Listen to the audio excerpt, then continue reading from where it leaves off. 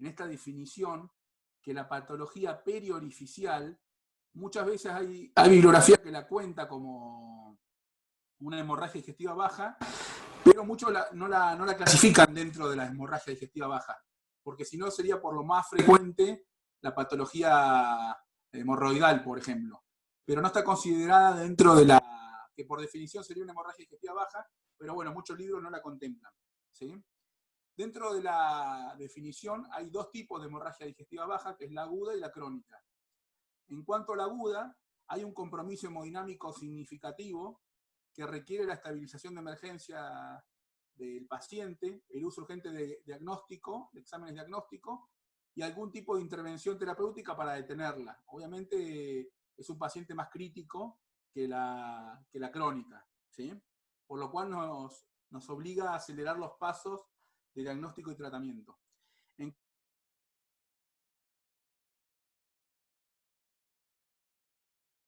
Hemodinámico que también puede tener.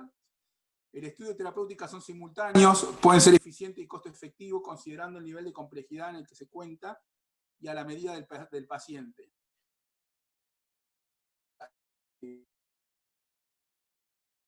Categóricamente en aguda y crónica, muchas veces son hemorragias que son subagudas y no están clasificadas como tales. ¿Qué significa esto? Que el paciente tiene una base de una anemia por una hemorragia crónica que ha tenido y por ahí se le repercute con una aguda, algo crónico, que con un pequeño sangrado inclusive lo puede descompensar, y no que sea una hemorragia importante, pequeña, el nivel sanguíneo lo puede perjudicar. Vamos a ver, tiene ciertas características la hemorragia digestiva a diferencia de la alta. El 90% son autolimitadas. Esto es muy importante porque dentro de la consulta médica, del consultorio, es bastante frecuente la consulta por la hemorragia digestiva baja. Por lo cual, no obliga a salir corriendo en ese momento, siempre y cuando el paciente tenga una compensación hemodinámica, como dijimos. Ya sabemos que el 90% se van a autolimitar. El 5% son exsanguinantes, o sea que hay un porcentaje de pacientes que pueden fallecer por esto, por lo cual tampoco hay que subestimarlo. O sea, darle la importancia que requiere, no por ahí no salir corriendo ya, pero tampoco decir, bueno, no, una vez baja no le hago nada al paciente, ¿sí? Siempre tenés esa sospecha de que el paciente puede descompensarse en cualquier momento. Es como el trauma, uno tiene que pensar lo peor para prevenir, digamos, cualquier complicación a futuro. La mortalidad operatoria en las urgencias es alta, ¿sí?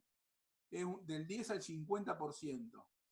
Esto es bastante complejo, por ahí no lo manejan ustedes, pero sí lo manejamos los cirujanos, el hecho de que tengamos que salir corriendo con un paciente con una hemorragia digestiva baja sin diagnóstico. Después vamos a charlar un poquito de eso, pero se nos hace muy compleja la resolución a nosotros, cuando no hay un diagnóstico del lugar de sangrado, ¿sí? Por eso apuntamos siempre a identificar primero el sitio de sangrado y después hacer un tratamiento. La recurrencia del sangrado es bastante frecuente. Mati, perdón, Sí. te interrumpo un segundito. Sí. ¿Sabés que se te escucha? No sé si es el micrófono tuyo, pero va y viene, sube y baja mucho el volumen y por ahí no se escucha bien. A ver, por eso yo sabía que tenía un problema con el micrófono, por eso lo tenía mis chicos acá, porque... A ver, vamos... Avísame si trato de estar más cerca de la computadora, porque no sé cuál es el micrófono de la computadora, porque esto me tocan todo. Avísame si no se escucha, yo sigo... Ahí, ahora a esa distancia se escucha bien, me parece. Bien, me quedo cerca del micrófono entonces. Dale. Como les decía, la mortalidad operatoria puede ser importante del 10 al 50%, por lo cual se nos hace muy difícil a los cirujanos que tenemos que intervenir por ahí para hacer una terapéutica, el no tener un diagnóstico del sitio de sangrado, ¿sí? Eso complejiza el tratamiento y hace que la mortalidad sea muy alta porque tenemos que ser muy agresivos a veces. Entonces, dentro de lo posible, siempre considerar localizar ese sitio de sangrado, ¿sí? Para dar una terapéutica adecuada. Como les decía, la recurrencia en el sangrado es del 20 al 40%, ¿sí? O sea que es importante la recurrencia. El retraso terapéutico aumenta la mortalidad.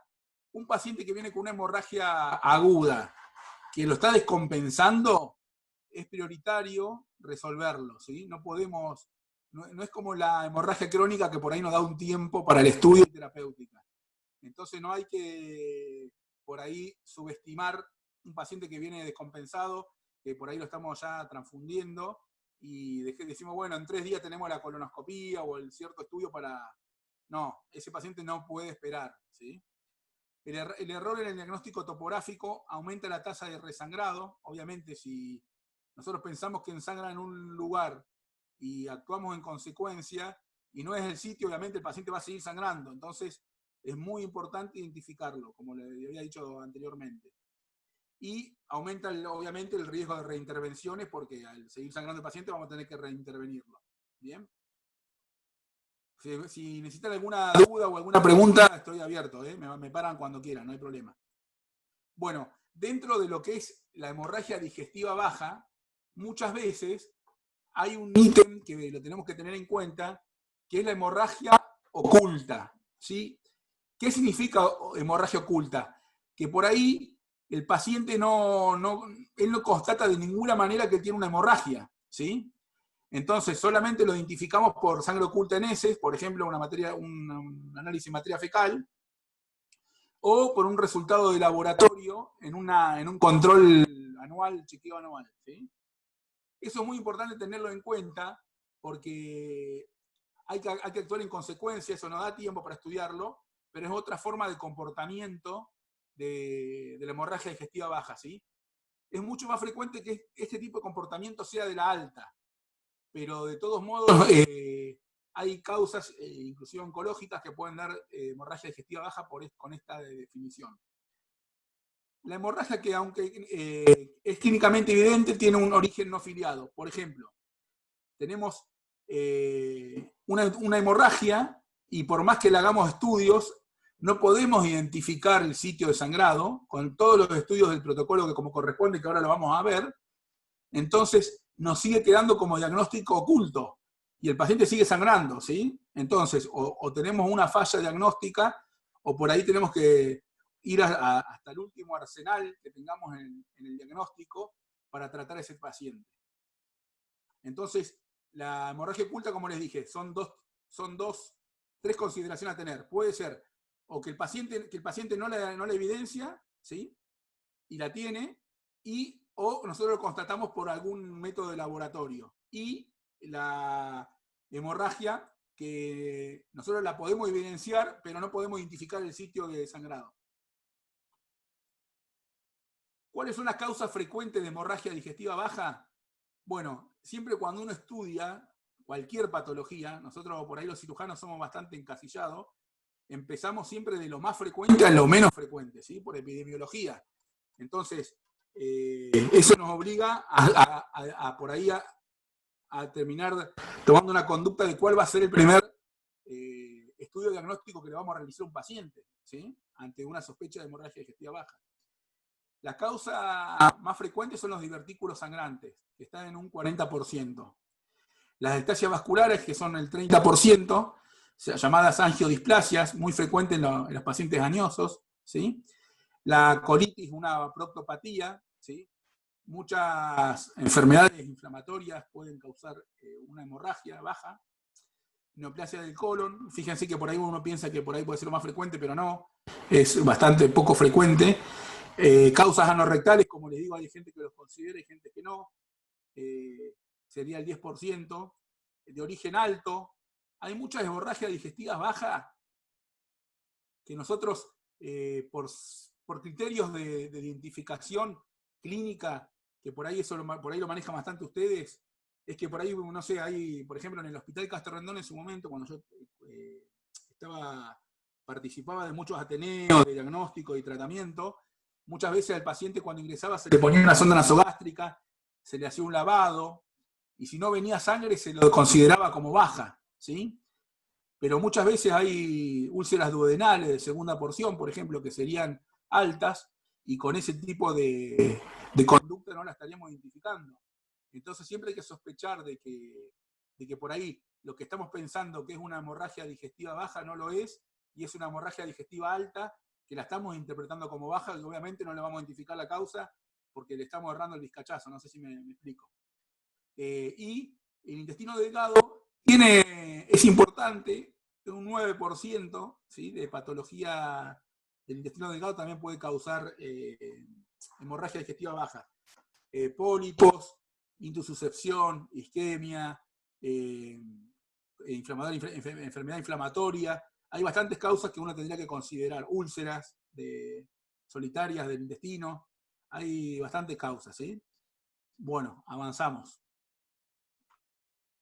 Acá hay una linda tabla que identifica de acuerdo al grupo etario qué tipo de patología tiene más frecuencia. Nosotros generalmente, bueno, los niños no charlamos, pero que sea frecuente en el niño, fíjense que lo más frecuente es el divertículo de Meckel, ¿sí?, que es un resagio embriológico. Este divertículo de Meckel lo hemos visto también en adultos, o sea, por eso me gusta nombrarlo, que en los niños es uno de los más frecuentes, que tiene células inclusive gástricas que a veces sangran, que produce como si fuera una úlcera del mismo divertículo, o en la pared donde está el anillo del divertículo, donde entran los vasos, funcionaría como si fuera el sangrado de una diverticulitis. Es una de las causas frecuentes de hemorragia digestiva baja. Y en el adulto también lo puede ser, pero bueno, en los niños representa un gran porcentaje. Como dejamos la enfermedad inflamatoria, los pólipos juveniles, la duplicación intestinal, si está comunicada, o malformaciones vasculares, ¿sí? Son cosas bastante raras. Ya en los adolescentes, fíjese el divertículo de Meckel, nosotros tratamos dentro de la patología adulta, ese grupo etario de adulto joven, ¿sí? Y el divertículo de Meckel está primero en esa causa. Yo, la verdad, cuando armé esta clase, que fue hace bastantes años, me llamó la atención, porque la verdad que uno nunca se hubiera imaginado que el divertículo de Meckel era la primera causa de sangrado en ese grupo etario. Hubiera apostado por la enfermedad inflamatoria, que es la que está en segundo lugar, pólipos en recto, las enterocolitis infecciosas. Es importante tener en cuenta esto. Un sangrado con una repercusión del estado general, con fiebre, en un paciente con mal estado, nos obliga a pensar que puede ser una enteroinvasiva, ¿sí? Esto por ahí lo ven más ustedes. También están las patologías parasitarias, que muchas veces pueden producir sangrado, ¿sí? La distomatosis o la fasciola hepática, cuando atraviesa la pared del intestino, que no sé si se acuerdan que hace un ciclo, perfora la pared del intestino, va por vía transperitoneal hacia el hígado y perfora la cápsula hepática, pero puede producir sangrado como una hemorragia digestiva baja también, ¿sí? Malformaciones vasculares, la fiebre tifoidea, el tifus también puede producir. Dentro de los adultos, ya tenemos a dividir el adulto intermedio, para no decirle joven, y ya los ancianos, ¿sí? En los adultos jóvenes, la causa más frecuente es la diverticular, jóvenes, la causa más frecuente es la enfermedad diverticular del colon, la enfermedad inflamatoria, los pólipos en el recto y el colon, el cáncer colorectal, ¿sí? Acuérdense que el cáncer puede ser, digamos, no solamente a través de un pólipo o un coliflor, sino puede ser ulcerado, fibrótico, estenosante, ¿sí? Y produce sangrado lo mismo. La patología orificial y la fiebre tifoidea o la displasia, ya en los ancianos sigue predominando la enfermedad diverticular. Obviamente que la enfermedad diverticular con el pasar de los años se va haciendo más notoria, prevalece más la diverticulosis con la posibilidad de complicación, y obviamente mucho más frecuente en edades a partir de los 60, 70 años, que el 80-90% tengan divertículos y puedan tener complicaciones por los mismos. La isquemia intestinal se suma en este grupo etario, que es importante. En un paciente con dolor abdominal agudo, mal estado general, LDH alta y sangrado, nos tiene que hacer sospechar una isquemia intestinal, ¿sí? Es por la descamación de la mucosa, por el hipoflujo que tiene el paciente. No es un sangrado en sí, sino es un pseudo sangrado por la descamación de la mucosa por la isquemia. El cáncer colorectal y la angiodisplasia, ¿sí? Bien. ¿Estamos bien hasta ahí? ¿Alguno quiere hacer alguna pregunta? ¿Seguimos? ¿Vamos nomás para adelante? ¿Me escuchan? Sí, Doc, bien. Bien, bueno, sigo cerquita del micrófono entonces. Bueno, prioridades diagnósticas y terapéuticas de la hemorragia digestiva baja. Esto es muy importante para ver, digamos, es un planteo de situación ante un paciente. Llega un paciente con una hemorragia digestiva baja, tengo que ver dónde estoy parado, ¿sí? Para ver cómo sigo. Es muy importante certificar la pérdida hemática. Un buen interrogatorio de la historia clínica, fundamental para cualquier patología. Evaluar el impacto hemodinámico, ¿sí? A través de la presión arterial, obviamente, ver si tiene síndrome de ortostatismo el paciente. Obviamente en un paciente jóvenes esto puede ser muy bien tolerado. Hay que tener cuidado que en los ancianos, porque cualquier pequeña variación los puede perjudicar o puede determinar patologías aún más graves, una anemia importante, ¿sí? Un infarto le puede llevar como una consecuencia, una hemorragia crónica no tratada. Tratar el síndrome hipovolémico, ¿sí? Esto ya lo sabemos, calculo que ya están entrenados en el tema de cómo hacer una buena reanimación del paciente. O sea, el paciente ingresa a hipotensia, algún paciente ingresa con descompensación hemodinámica, lo primero que hay que hacer es reanimar a ese paciente, ¿sí? Después clasificar la hemorragia digestiva, si es alta o si es baja, de acuerdo a la sospecha clínica, ¿sí? Y con ese interrogatorio, más o menos nosotros nos vamos a dar cuenta de dónde estamos parados, ¿sí? Si es una hemorragia alta o si es una hemorragia baja, ¿sí? ¿Qué puede hacer sospechar una hemorragia alta? Por ejemplo, un vómito con sangre, ¿sí? Antecedentes previos de una hemorragia digestiva baja, antecedentes de etilismo, ¿sí? Son cosas a sospechar de que puede ser una hemorragia digestiva baja, alta, perdón.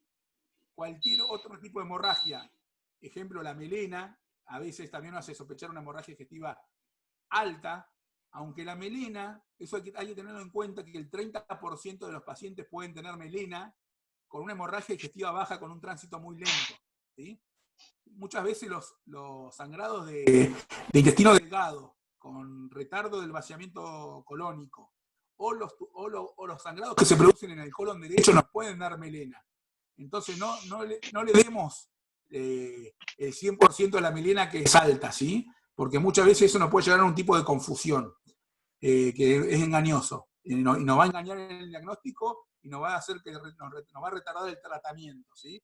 Entonces, ante una melena, veámoslo como que son yo ahí le pondría que una melena puede ser de las dos causas y avanzaría con las dos causas el estudio de las dos simultáneo, de las dos causas, ¿sí? Alta y baja. Bueno, obviamente cuando ya tenemos el paciente que ingresa con una hemorragia, lo que primero que vamos a hacer es ubicar la lesión sangrante. Eso es lo que primero tenemos que identificar para poder lograr una hemostasia, certificar el diagnóstico y efectuar controles seriados. Aguárdame un segundito. Ahora. Sí, ahí te mando la reunión. Aguarden un minuto que estaba Gabriel que se quería conectar. Ahí le mando las cosas y ya. Sí, dale, Matías, no te hagas problema. Un segundito.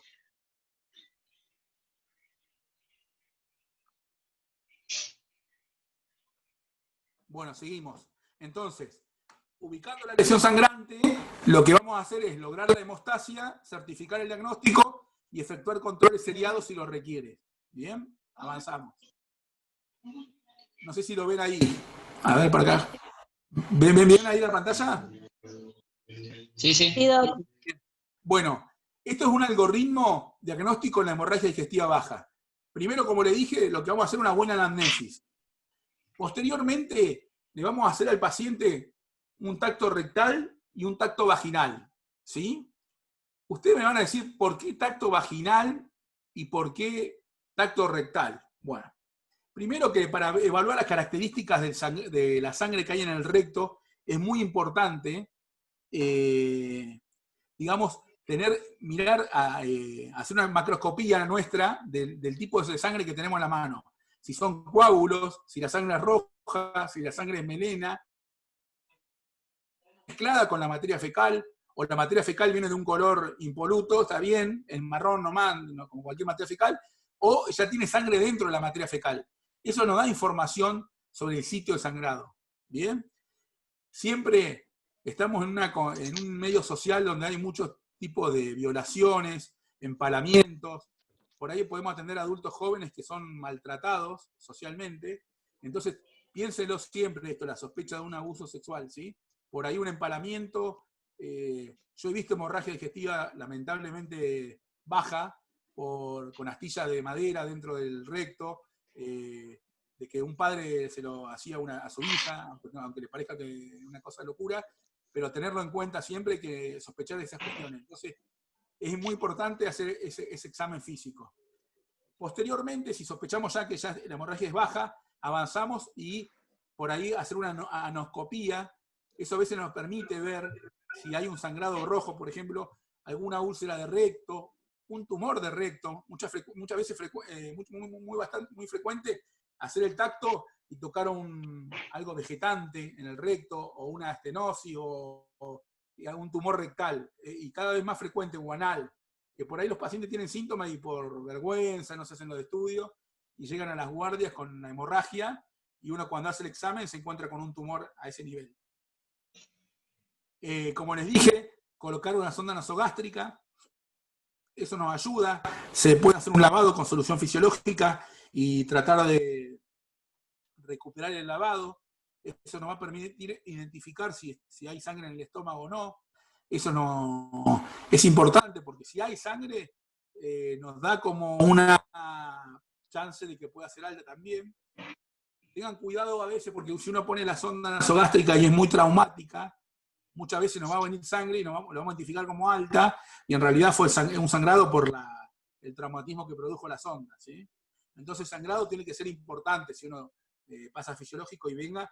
Si vienen coágulos ya negros o sangre negra, es casi seguro que es una hemorragia digestiva alta, ¿sí? Ahí a nivel de estómago, o que ha sangrado alguna varice esofágica, para tener en cuenta, ¿sí? Siempre y cuando no sea evidente. Si el paciente viene vomitando sangre, y bueno, ya es muy raro que sea una hemorragia digestiva baja, que un paciente tenga hematemesis, ¿sí?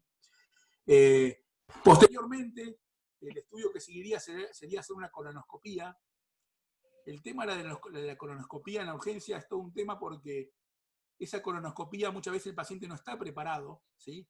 Por lo cual al que hace el procedimiento se le dificulta bastante poder identificar el sitio de sangrado, porque es un paciente que no está preparado. Si quieren después lo discutimos, después de la charla, el tema de cuándo hacer la colonoscopía.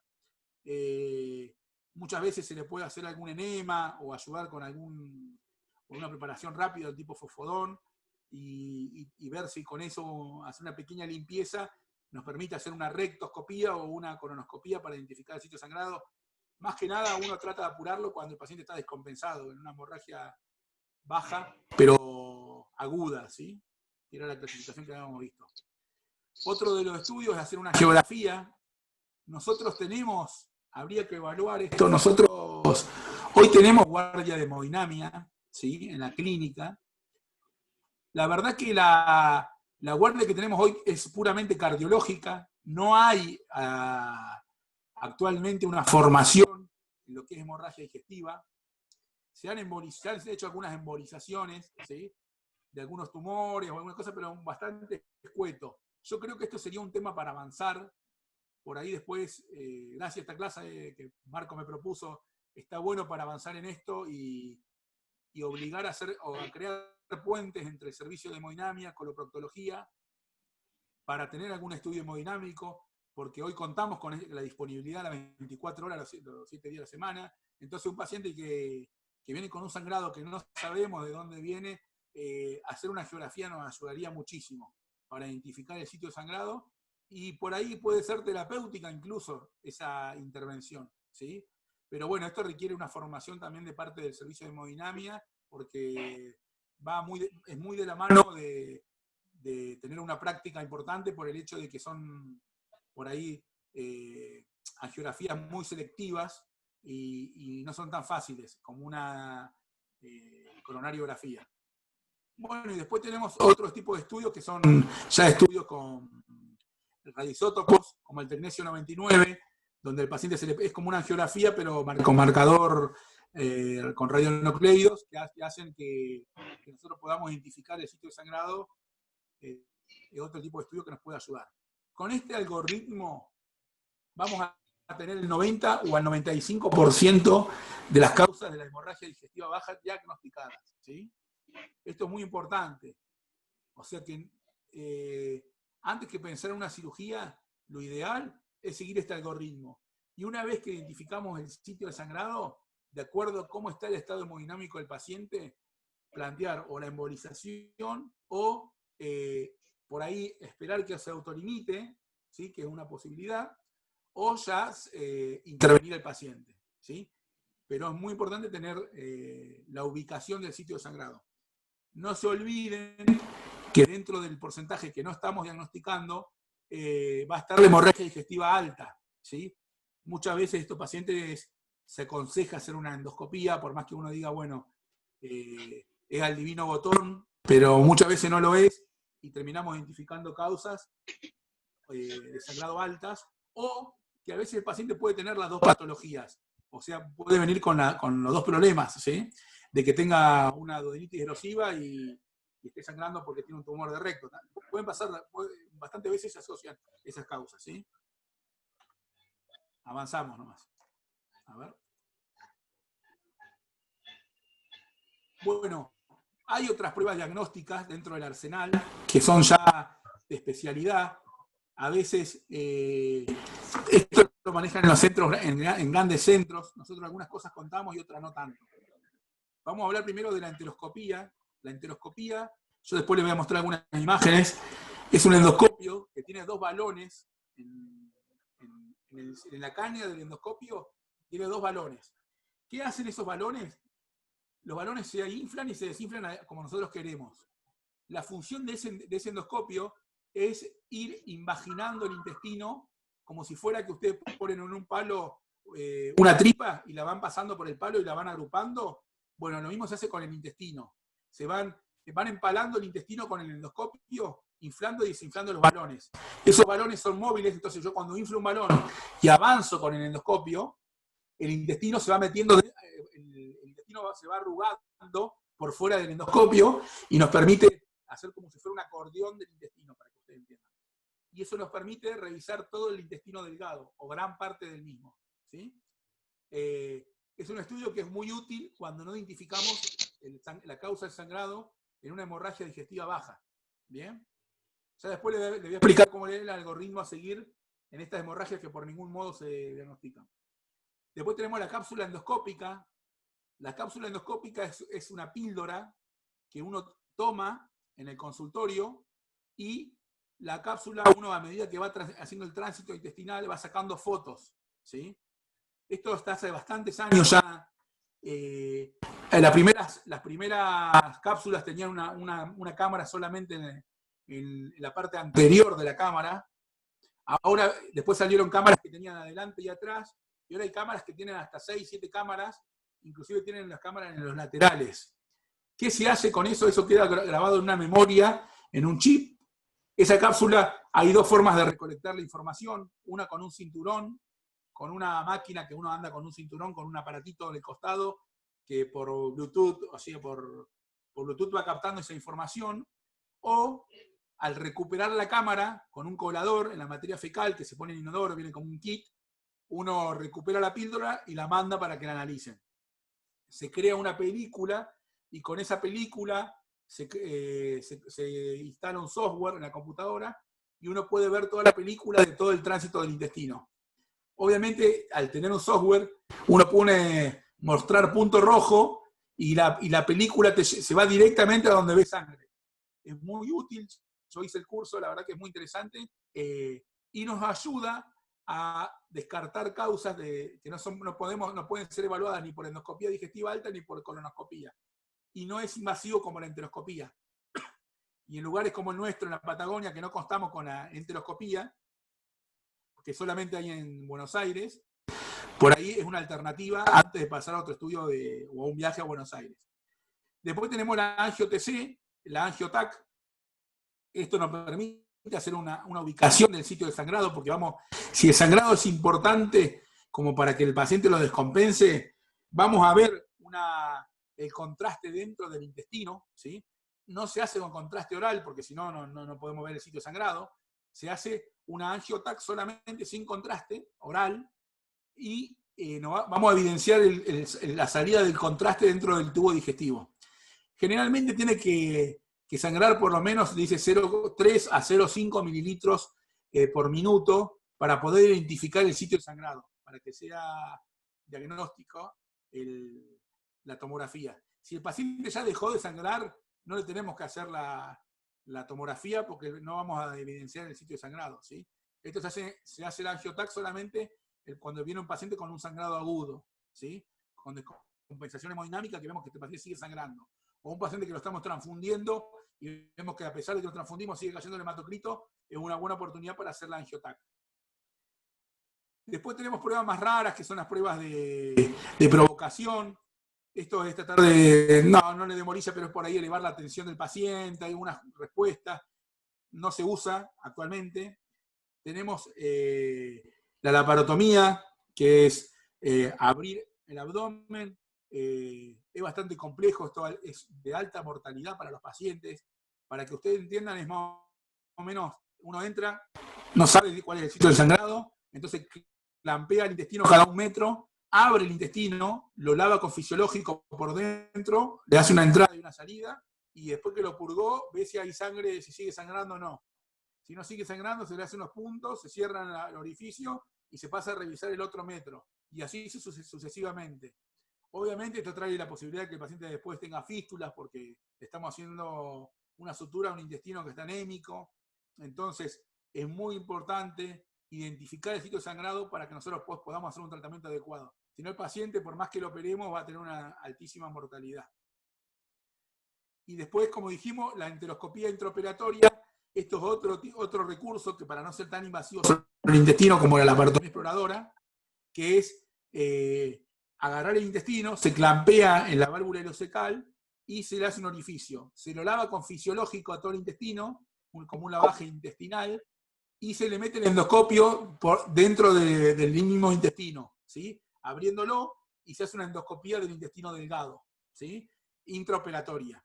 Eso a veces nos permite identificar el sitio sangrado, y si lo encontramos, por ahí nos permite hacer esa resección de intestinal donde está sangrando ese intestino. ¿Bien? Para no hacerle tantas enterotomías al intestino. Bueno, vamos a ver que ya cada uno por separado. La endoscopía, como les dije, certifica el sitio de hemorragia digestiva baja muchas veces y descarta la presencia de lesiones sangrantes como las hemorroides, ¿sí? Que, como les dije, es una de las causas más frecuentes y una de las considera dentro de la hemorragia digestiva baja.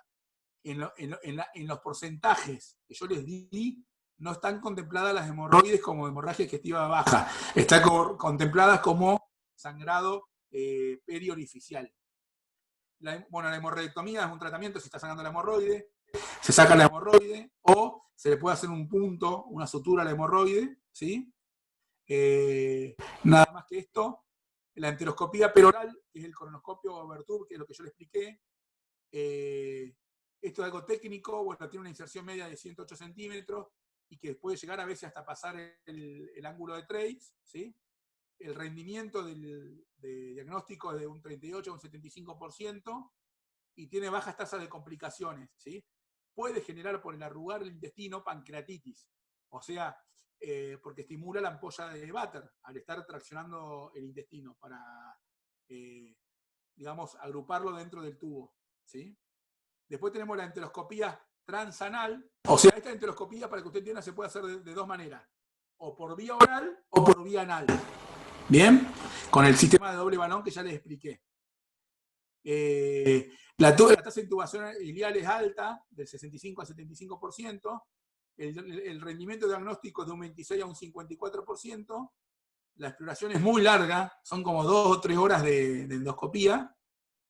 Y tiene el riesgo de perforación. ¿Por qué tiene riesgo de perforación? Porque el meso tiene una fija el intestino. Si el paciente tiene cirugías previas, o tiene adherencias, o tiene un meso corto, que hace que no sea, digamos, imaginable el intestino dentro del endoscopio, puede producir perforación. La cápsula endoscópica, como les dije, es bien tolerada. El diagnóstico etiológico y el hallazgo incidental es del 22 al 40%. Hay una dificultad para encontrar las lesiones de intestino delgado, pero esto ha mejorado con las nuevas generaciones de cámaras, como les expliqué. Ahora, al agregarle más cámaras y tener más posibilidad de visión, tanto frontal como posterior o laterales, ha mejorado el rendimiento diagnóstico.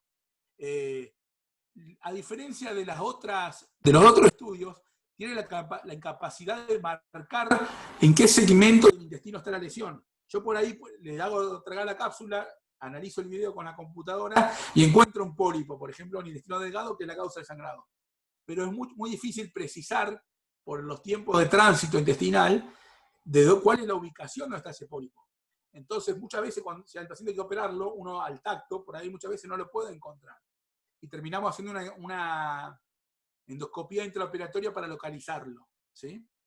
Esto es importante en cuanto a la marcación. Si nosotros entramos con una enteroscopía o con una colonoscopía, generalmente el endoscopista que entra hace una marca con tinta china, hace una punción del intestino, y cuando uno opera al paciente, ve la tinta china en el intestino. Entonces nos permite hacer una resección de ese intestino para como identificar la causa mucho más fácil. No hay evidencia de mejora de resultados ni reducción de costo en comparación con la enteroscopía, solamente en la disponibilidad, que nosotros acá en Neuquén la podemos hacer y la enteroscopía es imposible hacerla en la Patagonia, ¿sí? La cápsula endoscópica tampoco es inocua, ¿sí? Tiene un 1%, que no es bajo, es 1 al 3% de oclusión intestinal. Muchas veces la cápsula se puede obstruir el intestino y producir un abdomen agudo obstructivo, ¿sí? Eso para tenerlo en cuenta. Más que nada, si hay un pólipo, se puede atascar ahí, en ese sitio, donde se ve reducido el diámetro del intestino. O una úlcera, o un lugar que tenga fibrosis el intestino, puede producirse la obstrucción. Matías, tengo una pregunta. Sí. Con la cápsula, porque a nosotros muchas veces, ¿viste? Nos pasa que la cápsula por ahí viene siendo como la alternativa al espacio muerto que queda entre lo que no podemos ver entre una endoscopía alta y una colonoscopía. Sí. Pero ahora, de acuerdo a lo que vos decís, que es cierto, digamos, que por ahí digamos, te puede visualizar el lugar, pero es difícil que lo pueda marcar y digamos, en todo caso es diagnóstica, tampoco es terapéutica. Claro, entonces digo, ¿qué rentabilidad o qué experiencia tenemos acá en la región con eso? Porque pensándolo ahora, nosotros lo teníamos como para estudiar el delgado, pero viéndolo así es como que, no sé. Mirá, yo hice el curso y te digo, yo no tengo tanta experiencia en realizar el estudio porque he hecho dos cápsulas nomás, ¿sí? Con una cápsula de Cook, que es la marca Cook, que es la que más cámaras tiene y que la que mejor software tiene, porque la verdad que, para que vos tengas idea, es una película de más o menos 3 horas a 4 horas cada cámara. Y si traes 6 cámaras, estás hablando de un estudio que tenés que estar 2 días mirando la computadora fijo para encontrar el sitio sangrado. Entonces el software es muy, muy, muy importante porque te reduce los tiempos de identificación del sitio sangrado. La cápsula, ¿yo qué rol le doy? A ver, si es un sangrado agudo, ningún tipo de rol en la cápsula endoscópica. O sea, en agudo, olvidémonos de la cápsula. En la hemorragia digestiva crónica, muchas veces no nos queda otra que ir hacia la cápsula. ¿Cuándo se indica una cápsula? Esto es muy importante. Muchas veces vienen los pacientes y dicen, no, a mí me hicieron una colonoscopía, a mí me hicieron una endoscopía, ya tengo las 2 y me dio normal. Las endoscopías son muy operador dependientes, ¿sí? Hay gente que está formada, como en toda la patología, digamos. Hay gente que está bien formada y hay gente que no está bien formada, y puede ser un problema eso. ¿Por qué? Porque por ahí una colonoscopía incompleta, que la informan como completa, que lo vemos bastante seguido, o sea, mentira en los informes, ¿sí? Vamos a hablar así nosotros, porque nosotros tenemos que hablar bien de los pacientes, porque a nosotros siempre lo que nos importa son los pacientes. Entonces, ante una colonoscopía normal y una endoscopía normal, yo le solicitaría otra endoscopía por otro operador. ¿Por qué? Porque a veces puede ser que el paciente no estaba bien preparado, o sea que tenía resto de materia fecal que nos tapó el lugar de visión, o fue una colonoscopía incompleta, o en la primera mirada no se vio, ¿sí? Hoy está bien definidos los criterios para avanzar sobre la cápsula, que son tener dos colonoscopías previas y 2 endoscopías altas previas, obviamente en diferentes periodos de tiempo, ¿no? O sea, requiere tener 4 endoscopías para recién pensar en la cápsula. Es el último recurso para tener un diagnóstico. ¿Qué rol le doy yo? Mirá, el rol se lo doy porque si yo hago una...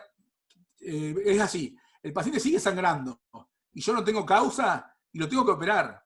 Y antes de hacer una cirugía que por ahí lo opero y no encuentro nada, y lo opero, inclusive tengo que hacer una incisión en el intestino para hacer una enteroscopía intraoperatoria, aunque sea programada, tiene un riesgo, ¿sí? Entonces, de esa forma prefiero hacer una cápsula, tener un último recurso diagnóstico antes de que tener que intervenir al paciente por algo crónico que no sé si está en el intestino. Y esa cirugía le puede llevar a una complicación mayor el día de mañana. ¿Entendés? Entonces, le doy solamente ese rol. En agudo, ninguna lugar a duda que se haga una colono y una endoscopía alta y el paciente sigue sangrando, hay que llevarlo a quirófano y hay que hacer una endoscopía intraoperatoria. ¿Sí? Yo sé que en la clínica nuestra no se hacen endoscopía intraoperatoria, porque nunca he visto que se haga una. No sé si ustedes tuvieron la experiencia de que algún paciente se la hayan hecho. No, por lo menos que yo sepa, no. Claro, por eso. Hoy, dentro que yo estoy un poquito más ya dentro ahí del servicio de gastro y que tenemos un acercamiento mucho más, hemos creado puentes, el día no ha llegado un paciente todavía para hacerla, pero ya está hablado que el algoritmo sería, si hay un paciente con descompensación y es una hemorragia digestiva baja y no encontramos el sitio sangrado, haya que hacer una enteroscopía intraoperatoria, ¿sí? Esto es muy importante porque por ahí es un recurso que uno no sospechaba, ¿sí? Claro. Y yo sé que muchas veces el servicio de clínica se tiene que hacer cargo de este tipo de pacientes, de reanimarlos y de esperar que por milagro pare, porque después no tiene nadie que le dé un apoyo posterior o un plan B si esto no anda, la reanimación. ¿Me entendés o no? Claro, por eso te lo planteaba, porque esa es justamente la situación. O sea, tenés claro, que por lo general, que después te iba a preguntar, digamos, porque uno ingresa al paciente y es algo que lo tengas muy claro, que sea alta o baja, pero a veces terminamos haciendo las dos en paralelo, sí. y por ahí no, digamos, por diferentes motivos, porque no está bien preparado, por lo que fuera, se informan como normales, y a veces el paciente sigue anemizándose, y entonces empiezas a transfundirlo, a darle soporte, y es como que empezás ahí en un círculo que no salís más. Sí, es la demora de diagnóstico que estamos hablando, que después el paciente termina dando mal porque no se lo trata a tiempo. El algoritmo sería, llega un paciente con una hemorragia digestiva, la alta se puede hacer siempre la endoscopía. Entonces, automáticamente el paciente tiene que ir a hacerse una endoscopía alta. Aparte, porque el paciente, la hemorragia digestiva alta, es la que más te descompensa al paciente y con más rapidez. Por lo cual, si una endoscopía de alta, ni bien ingresa una hemorragia digestiva, tendría que ser protocolizado ya, ¿me entendés o no? Después estaría bueno esto, crear puentes y que sea así, que vos tengas una respuesta rápida del sector. Pero ingresa una hemorragia digestiva, la alta al ingreso, siempre. Y la baja, bueno, vemos, si la alta no dio nada y hay que reanimarlo porque el paciente está descompensado, lo reanimamos. A ver, siempre reanimar al paciente. No podemos llevar a un paciente descompensado a hacer la endoscopía tampoco, ¿no? Lo estabilizamos, endoscopía alta. Y mientras tanto lo vamos preparando para hacer la baja, ¿sí? Ese tendría que hacer el algoritmo. Y si la baja no da nada, y el paciente lo reanimamos y vemos que sigue cayendo hematocrito o que el paciente sigue sangrando, y la laparoscopía, inclusive se puede hacer una laparoscopía con una enteroscopía intraoperatoria. Porque se hace una incisión de 3 centímetros, una laparotomía de 3 centímetros, uno saca el intestino, y a través de esa pequeña evisceración, uno le puede hacer una endoscopía diagnóstica e inclusive terapéutica. ¿Me entendió o no? Claro. Con una mini invasividad inclusive. ¿Sí? Doc, Gastón, sí, Gastón. El rotante forever. Sí, Gastón, decime. Doc, ¿cómo es? Por ahí ante un paciente inestable que estamos reanimando con líquido, que por ahí le podemos pasar plasma fresco, ¿no? Si está sangrando. El uso de ácido tranexámico, por ahí que he leído en las hemorragias de este tipo. ¿Qué experiencia tenemos en eso? Mirá, yo tengo la experiencia en trauma, ¿sí? Nosotros en el hospital, yo hice mucho trauma en el hospital y en el Hospital de Urgencia de Córdoba, y el ácido tranexámico disminuye la mortalidad en pacientes politransfundidos. O sea que tiene un rol, ¿sí? Esto no es un trauma, pero sí es un shock hipovolémico, ¿sí? Y se puede utilizar de la misma manera, ¿sí? Para mí tiene su rol. El ácido tranexámico, sí. En la reanimación. Totalmente de acuerdo con vos, Gastón, hay que utilizarlo. Claro, yo digo como para estabilizar al paciente, para que no ingrese tan inestable a cirugía. Entonces, bueno, le pasamos líquido, pasamos plasma, sigue sangrando, ácido tranexámico. Si anda, y si no anda, bueno, es como un tiro más que nos queda ahí. Sí, no, el ácido tranexámico, si vos el paciente lo va a transfundir más de 2 o 3 unidades, hay que pasárselo siempre. Nosotros, por lo menos, allá en el hospital Castro Rendón lo teníamos protocolizado, ¿sí? Yo no estoy en la guardia hoy, no sé si lo hacen ante hemorragia digestiva de un shock hipovolémico, digamos, si lo están realizando, pero nosotros lo utilizábamos siempre, ¿sí? Con la gente de emergentología de la guardia lo utilizábamos siempre. En cualquier causa de hemorragia, ácido tranexámico siempre, ¿sí? Está visto que disminuye de un 15 a 20% la mortalidad de los pacientes por intrafundidos, ¿sí? Hay evidencia de eso, sí. O sea, Sí, por eso lo preguntaba. es fuerte. Bueno, ¿quedó claro más o menos entonces el tema de la cápsula? ¿Así seguimos avanzando? Sí, por lo menos para mí. Sí, perfecto. Bueno, después la otra que dijimos que estaría muy bueno, porque si vos me preguntás, mirá, antes de hacer la enteroscopía, y hagámosle la angiografía, ¿sí? En un paciente que está ahí sangrando, sería muy útil, porque operar a un paciente que está descompensado en una hemorragia aguda es bastante complejo también. Entonces, hacer una angiografía al paciente puede ser diagnóstica y terapéutica. Entonces, si vos preguntás, bueno, yo le agregaría, antes que operarlo al paciente, una angiografía. La angiografía tiene un rendimiento diagnóstico del 25 al 50%. Resangran muchos pacientes, ¿sí? Tiene el riesgo de que puede seguir sangrando, pero no importa, porque ya está en el área quirúrgica. Entonces, si vos me decís, viene un paciente con una hemorragia digestiva baja, que está con una hemorragia aguda, de tipo aguda, con compensación hemodinámica, lo llevo a angiografía. La angiografía me va a servir como diagnóstica, y eso es un valor, pero incalculable, porque yo ya sé que está sangrando. Entonces, si yo lo tengo que operar, en 10 minutos de soluciona el tema del sangrado, porque lo que más a nosotros se nos hace dificultoso como cirujanos es identificar el sitio del sangrado, ¿sí? Entonces, tiene un doble rol, diagnóstico terapéutico, y si no, yo lo tengo en el área quirúrgica, estaría muy bueno que esté el cirujano al lado mirando la angiografía, y si la angiografía no anda, lo cambio de quirófano y lo opero ahí mismo, ¿sí? Es lo ideal. Bueno, el marcaje como les dije, de preoperatorio de las lesiones sangrantes, hay bastantes tipos de marcaje, se puede hacer con fluoresceína, que esto con una lámpara ultravioleta se ve el lugar de sangrado después, azul de metileno, que ustedes ya lo utilizan para algunas cosas, posibilidad de la tinción en una arteriografía. Si ya tiene embolizado el técnico de hemodinamia o el hemodinamista, me puede tirar contraste y eso me pinta el intestino. Entonces yo lo opero y voy a ir selectivamente al lugar donde está sangrando. Obviamente algunos de los marcadores tienen efecto transitorio, por ejemplo la fluoresceína tiene efecto transitorio, entonces no se aconseja mucho si uno hay que operarlo porque 10-15 minutos va a desaparecer el efecto, ¿sí? Se puede utilizar la tinta china, que es lo más frecuente y lo más barato, eso deja una buena marcación, no causa ningún tipo de daño. Tiene un efecto prolongado. Esperen que se me escapó. Efecto prolongado y obvio el tacto de la laparoscopía, ¿sí? Y puede producir extravasación.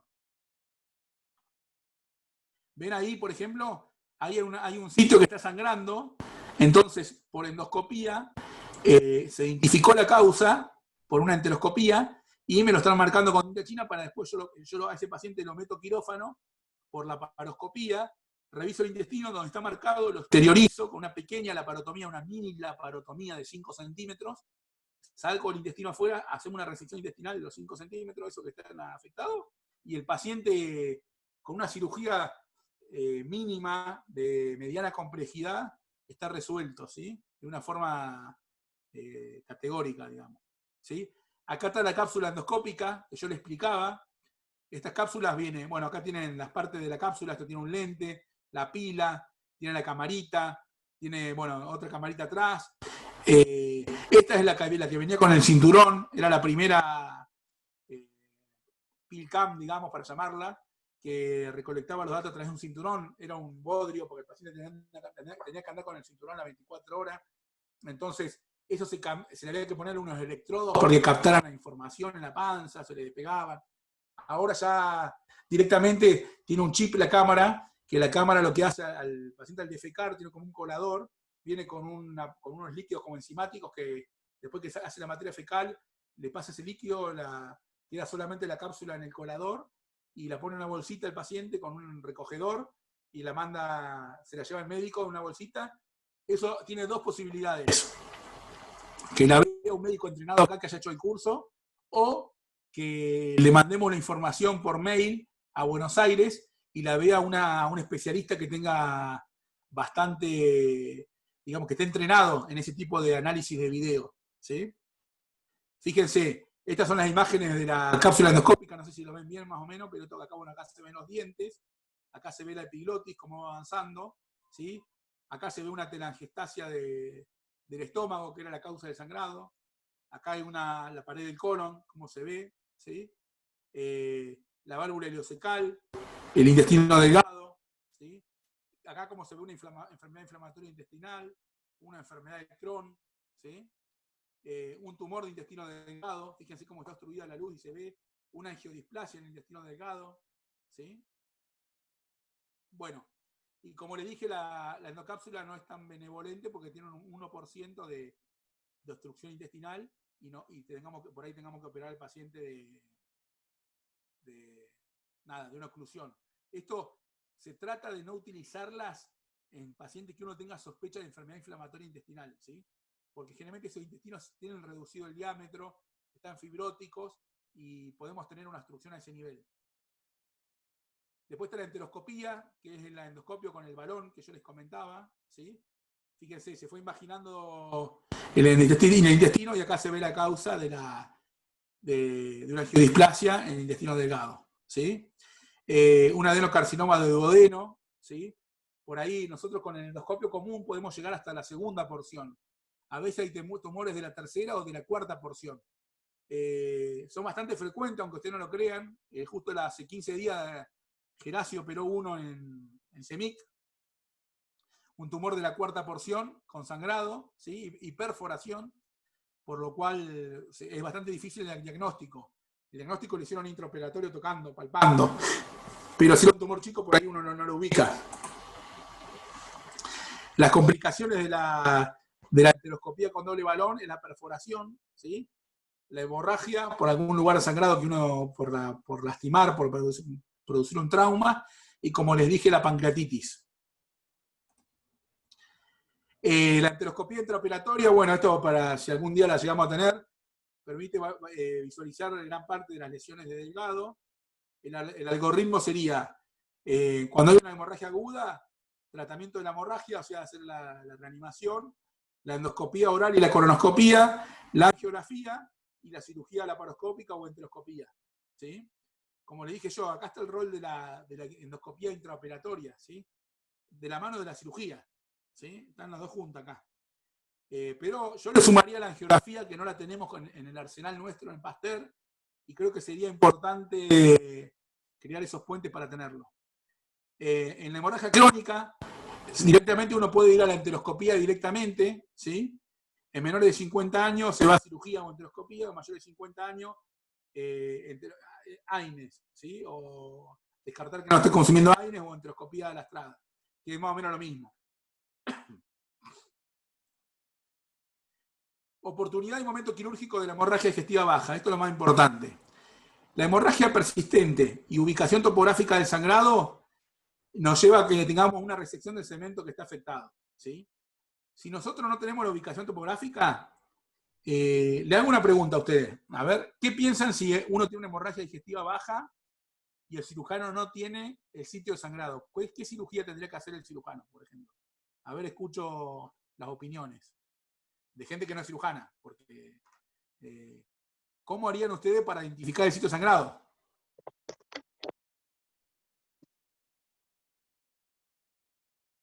Una laparotomía exploradora, y si no se detecta el sitio de sangrado, se le debe hacer una colectomía o hemicolectomía, dependiendo del intestino afectado.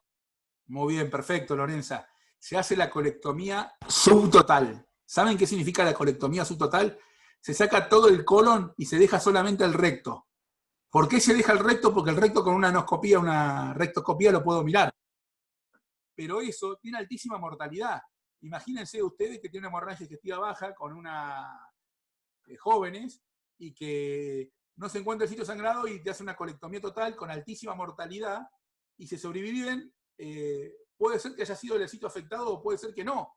Por ahí era una úlcera de la tercera porción del intestino, y yo al paciente le termino haciendo una colectomía total, o sea, una cirugía mayor con alta mortalidad. Entonces es muy importante identificar el sitio de sangrado. Obviamente uno, en el apuro de querer resolver el paciente, a veces termina metiendo la pata y lo lleva directamente al quirófano. Hay que tratar de agotar los recursos diagnósticos, ¿sí? Ante una hemorragia masiva o exsanguinante, sin ubicación topográfica ni diagnóstico causal, la colectomía total ácida, que fue lo que charlamos, sería la subtotal, ¿sí? Como le dije, se queda al recto, para que el paciente después por lo menos se pueda retransitar, si no quedaría con una ileostomía de por vida ese paciente. Hemorragia detenida con o sin ubicación del punto sangrante, completar los estudios, ¿sí? Siempre tratar de terminar de estudiarlo al paciente, y en caso de hemorragia persistente sin ubicación clara, valorar método de endoscopía intraoperatoria, que acá es lo que nosotros no tenemos. El enteroscopio, usted me dicen, ¿por qué, doctor Palacio, alguien no se forma en enteroscopía y lo hacemos en la clínica? El enteroscopio es muy caro, ¿sí? Hay que hacer muchas endoscopías para que pueda uno recuperar la inversión del aparato, ¿sí? Entonces no se justifica tenerlo hoy en nuestro medio. Sí, por ahí en una ciudad que tiene 10 millones de habitantes, pero no en Neuquén, porque no vamos a tener la capacidad nunca de hacer tanta enteroscopía. Entonces, ¿cuál es el rol que yo cambio acá? La enteroscopía por la geografía, ¿sí? Y que sí lo tenemos disponible ya, hoy. Falta el entrenamiento nomás. Bueno, aún en los pacientes resecados, todo portador de una hemorragia digestiva baja debe ser advertido de la posibilidad de resangrado, cumpliendo con normas éticas y de uso diario que pondrán al cirujano al resguardo frente a demandas por reiteración de pérdida y al paciente en su lugar respecto a la conducta frente a la eventualidad.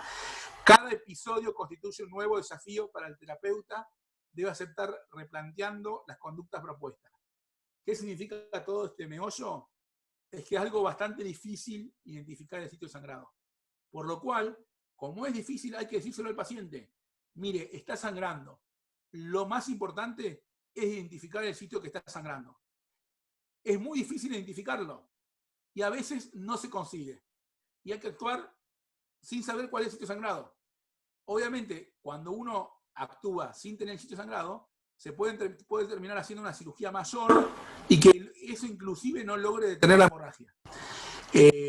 Por eso me pareció muy importante aclararles el tema de la hemorragia digestiva oculta. La mayoría de las hemorragias digestivas ocultas son de hemorragia digestiva baja, ¿sí? Hoy la alta es muy fácil hacer una endoscopía alta y duodenoscopía, hasta la segunda porción.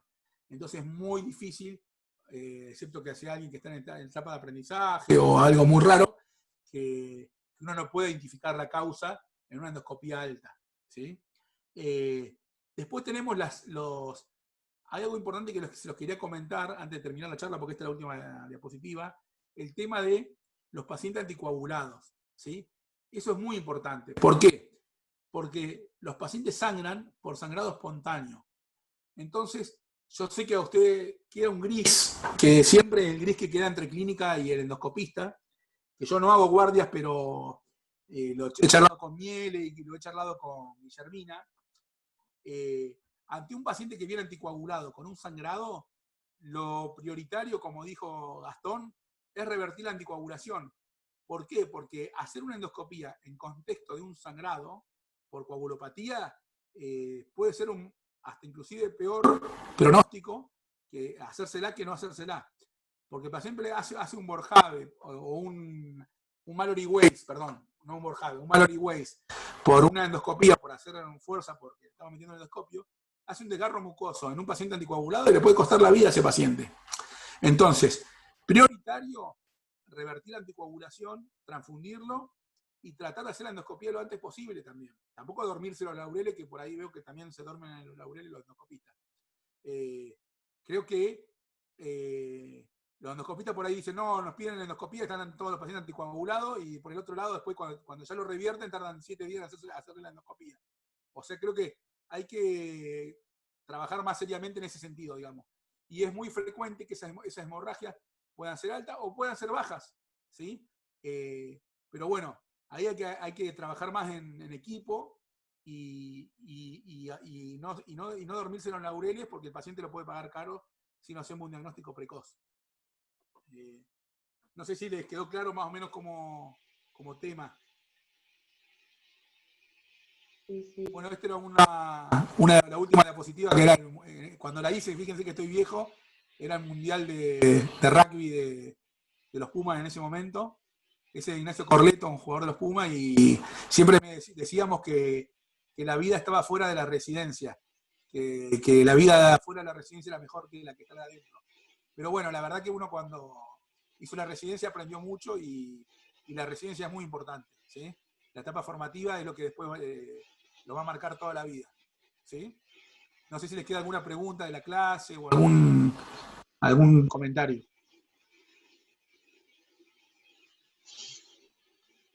Yo tengo duda en la preparación de los pacientes cuando están con hemorragia digestiva y queremos hacerle una colonoscopia. ¿Cuál es Bien. lo ideal? Mirá, viste que, bueno, primero la preparación de la colonoscopía es así. Primero el tacto rectal, ¿sí? Un tacto rectal en una ampolla vacía se puede hacer una rectoscopía o una anoscopía, ¿sí? Ahí ya estamos, aunque uno no crea, está descartando un pequeño tramo del intestino, pero es muy importante. Porque es bastante frecuente los tumores de recto, las úlceras de recto, la patología hemorroidal, ¿sí? Entonces, la úlcera solitaria de recto, los empalamientos, como le dije. O sea, hay bastante patología en ese segmento. Si la ampolla está vacía, se puede hacer tranquilamente ya una rectoscopía y no esperar a hacer una colonoscopía. Vos decís, bueno, ¿para qué le vamos a hacer si después le vamos a hacer otra? Pero ganamos tiempo, porque si ya tiene un tumor en el recto, ya está, ya tenemos el diagnóstico, ¿sí? Entonces ya vamos programando una cirugía, si el paciente sangra, ya tenemos identificado el sitio sangrado. Después, si no lo tenemos, o está muy sucio el intestino, o inclusive palpamos y tiene un bolo fecal, bueno, si tiene un bolo fecal, ya empezamos con el enema de Murphy, porque independientemente de la preparación que le hagamos, el enema de Murphy le va a hacer bien para ir ya aflojando ese bolo fecal para poder extraerlo después. Hay dos formas de preparar el colon. Nosotros utilizamos el fosfodón, ¿sí? O el polietilenglicol, que en un paciente que viene con un sangrado agudo hay que ver si está descompensado o no. El fosfodón, si ustedes se acuerdan, es osmótico. Entonces, en un paciente que está con una descompensación hemodinámica, los puede descompensar más todavía. Primero porque le reducimos la volemia, y segundo porque le produce alteración de electrolitos del medio interno. Entonces yo no lo usaría, ¿sí? Usaría el polietilenglicol, ¿sí? Y enema, ¿bien? Si un paciente está estable y viene con un sangrado y está anémico pero no está descompensado, tranquilamente lo podemos hidratar bien, le ponemos un suero, lo compensamos y le hacemos una preparación con fosfodón, porque la del fosfodón es más rápida. Al otro día ya lo tenés limpio el paciente. A las 12 horas el paciente ya empieza a ir de cuerpo y lo elimina. Por ahí el polietilenglicol tarda por lo menos 24 horas el paciente, en 24 hasta por ahí un día, 12 horas más, 36 horas en estar limpio adecuadamente. Siempre y cuando el paciente esté compensado. Si el paciente está descompensado, es lo que hablamos antes. Lo llevamos a quirófano o le hacemos una angiografía si está disponible y ya lo organizamos. Y si no, la parotomía y enteroscopía intraoperatoria, sea colónica o sea de intestino delgado. Con el mismo endoscopio se pueden hacer las dos endoscopías, la de delgado y la de colon, ¿sí? Eso es importante que también lo sepan. O sea, la endoscopía intraoperatoria sirve para los dos tramos del intestino, digamos. Gracias. No, Anto, de nada. ¿Alguna otra duda, pregunta?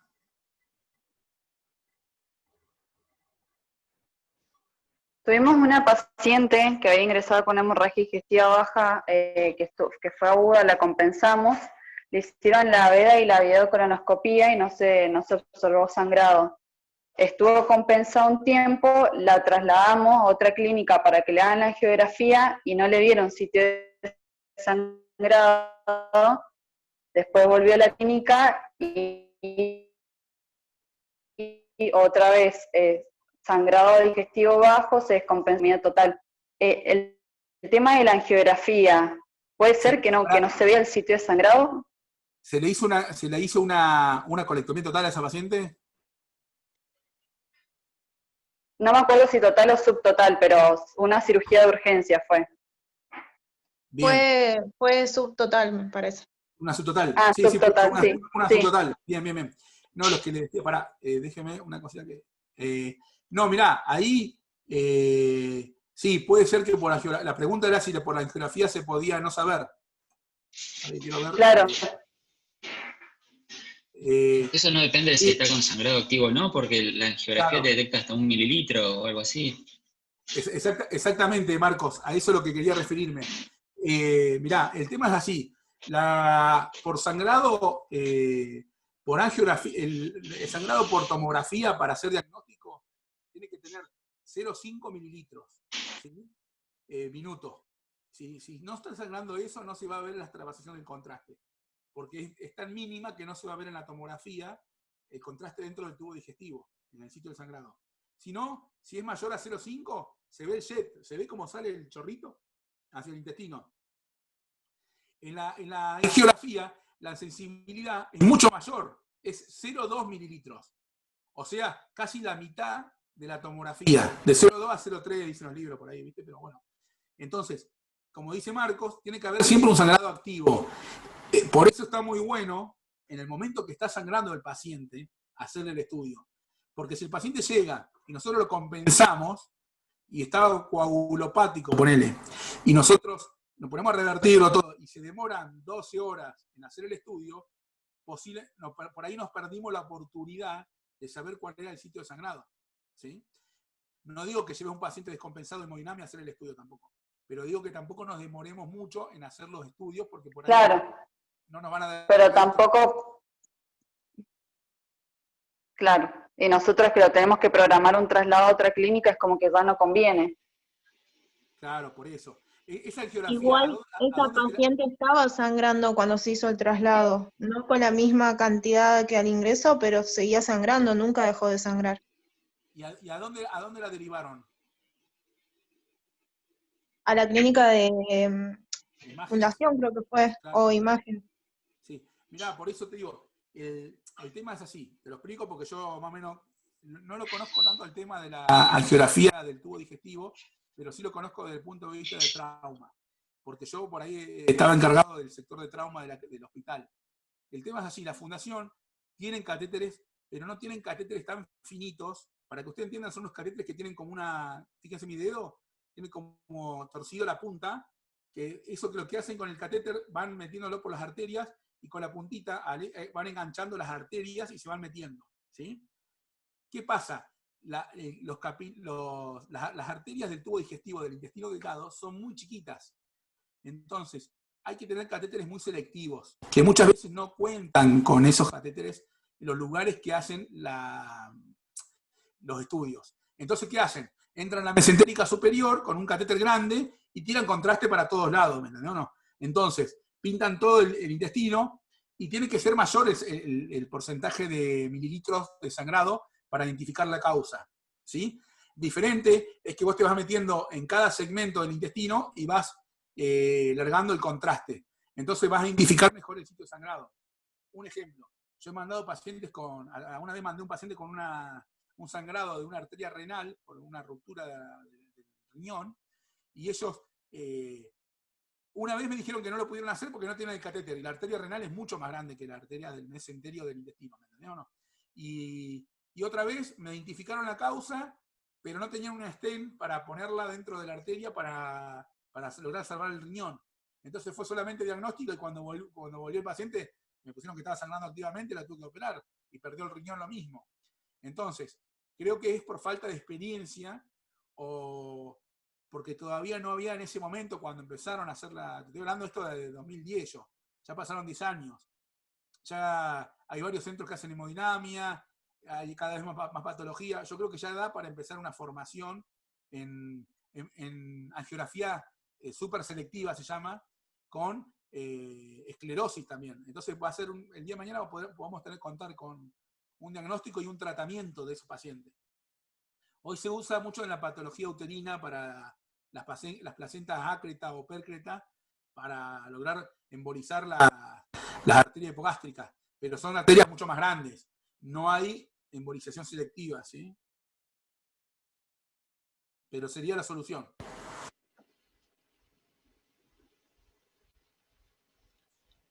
¿Alguna otra pregunta, alguna duda de la clase?